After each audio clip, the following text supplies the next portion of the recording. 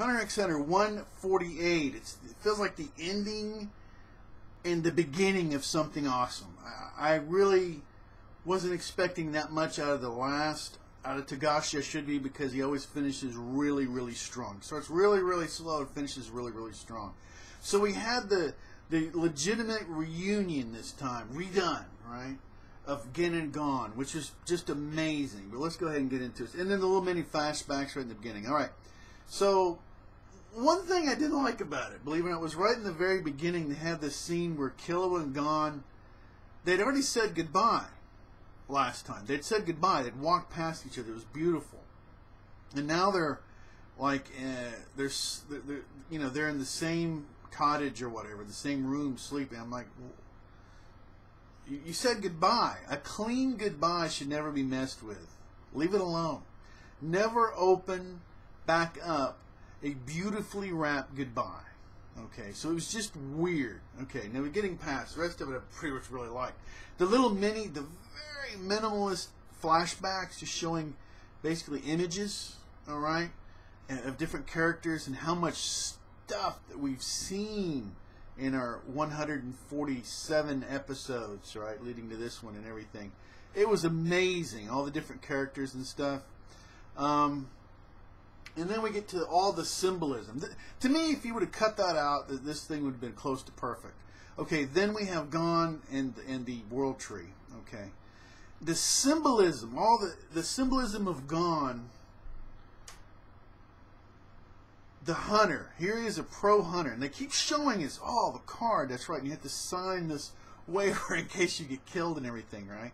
To show how far, to remind us how far he's been gone, to literally follow in the steps of his father in the last way. And remember two things: the way that they were going to meet. If he would have went alone, right? Because he bought a friend, he got to meet Kite, and as Kite told him, if you would have come by yourself, you would have met Ging. So that was done wrong. The way that they actually met was done wrong.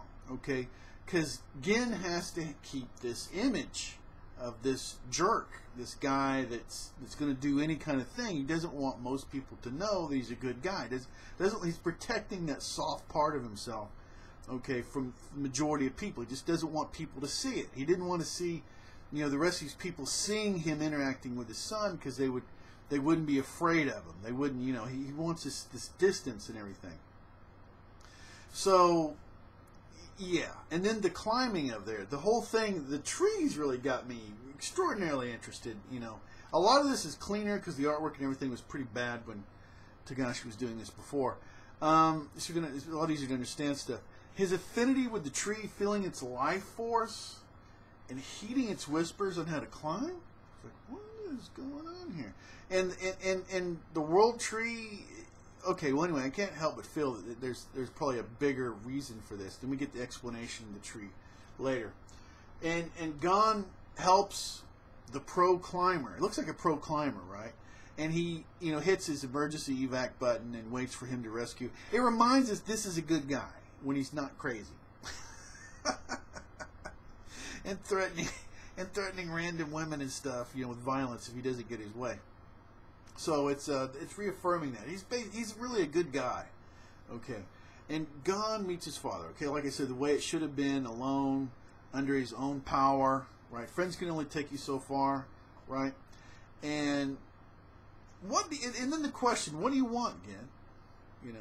Really powerful question.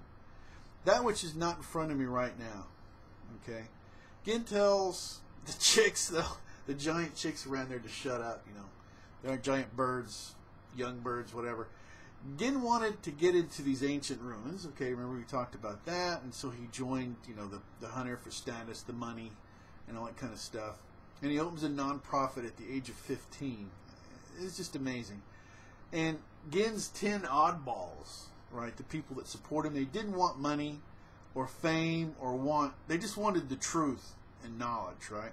And this reminds us of stuff. No spoilers, but you'll kind of get this, you'll see this mindset again later in the manga. And he's like, I am so focused, I stopped caring about the ultimate goal beyond, and he talked about who these 10 oddballs were. I know I'm kind of mixing things around a little bit. Regular office workers, graduate students, job hoppers, Togashi fans. The best part was not when I saw the truth of the tomb, but when I looked at my colleagues' faces and shook their hands. He really hit on the friendship thing this time. Like I say, once again, showing something that Ging wouldn't want the world to see. They wouldn't expose his softer side like that to just everybody. The secrets of the tomb were nothing compared to the friendships I made. Does that sound like anything that the people were cheering for Ging to get hit from Leorio would believe? You know, most people don't see this, right? This is the Ging that doesn't want the rest of the world to see. Okay. And Gon thinks about the friends he's made with Kua, Kurupika, Leorio. That makes him think back to that. Just beautiful. A lot of little stuff in here. And the animator's just been amazing in this.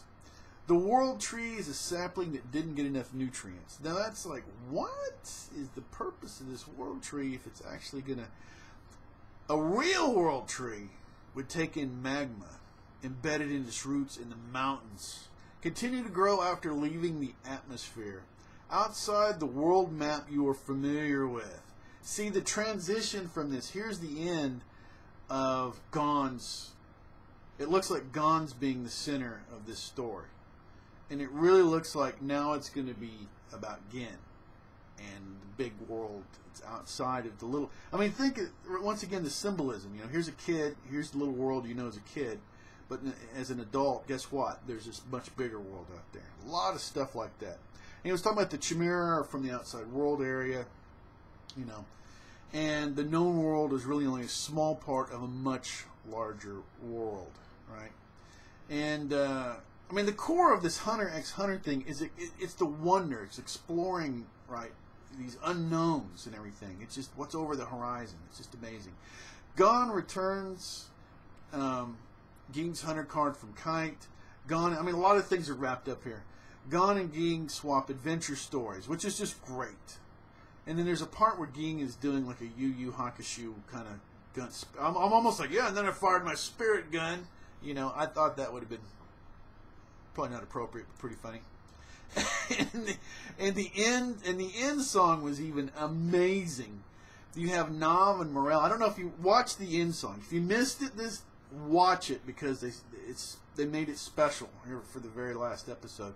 You see Nav and Morel. Really, go watch it. Just stop right now and go watch it. Nav and Morel toast Netero. Beautiful, right? And then you have Knuckles, Palm, Melaron, Ilkago visiting Shoot in the hospital. I love that part. Kurupika in front of his clan's eye shrine. Oh, foreshadowing. Oh, yeah.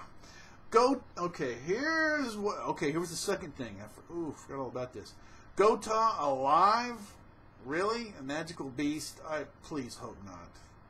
I please hope not. We can't have yet another character come back. They just a tiny fraction of characters can come back to life. Otherwise, death has no meaning. Please, please. No. I hope not. I hope not. He's some kind of magical... No, please, no. No. No. Marshall and Spy. Nerum and Kogami holding hands in death.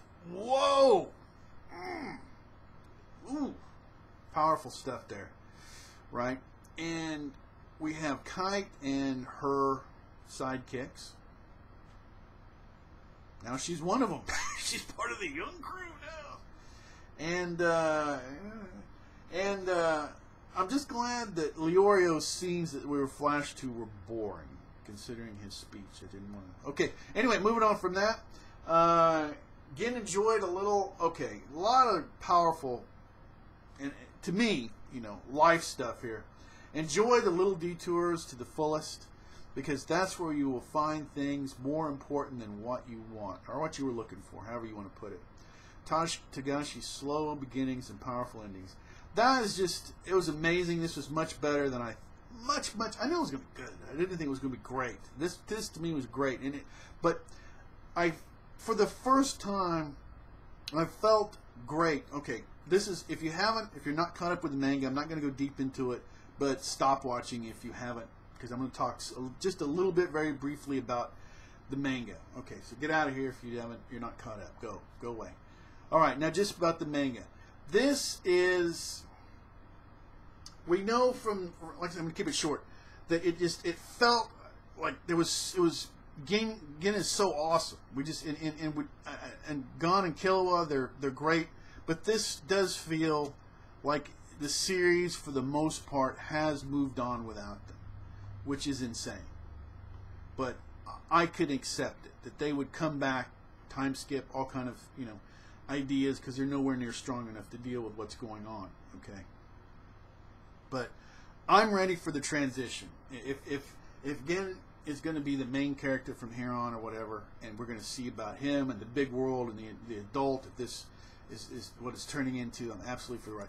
Okay, and once again, it's going to be Saturday. It's going to be 11 Eastern-ish. Okay, I'll go ahead and get that scheduled. It's the last anime hangout. If you've never made an anime hangout, come on. Come on. At least one. Make it. Be there if you can. Till next time, take care. And remember, it's the things, the detours along the way. This is where you will find things more important than what you wanted. And the hangouts have been like that. They've been just a pure joy to me. Thanks once again. Until next time.